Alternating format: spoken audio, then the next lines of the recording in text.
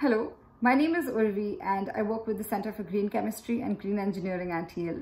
I'm going to talk about element 86 of the periodic table of elements of green and sustainable chemistry, which is capital investment.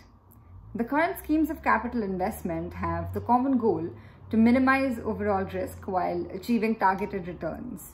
This sort of model favors incrementalism and makes it far easier to understand and analyze the risk profile associated with technological investments.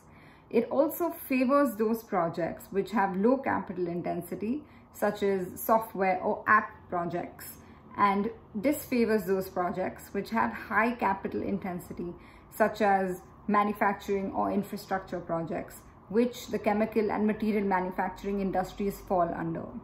If we want to achieve sustainability goals in the future, we would need technological transformations and reconstituted sustainable infrastructure, which is supported by wise, patient capital at a significantly increased level.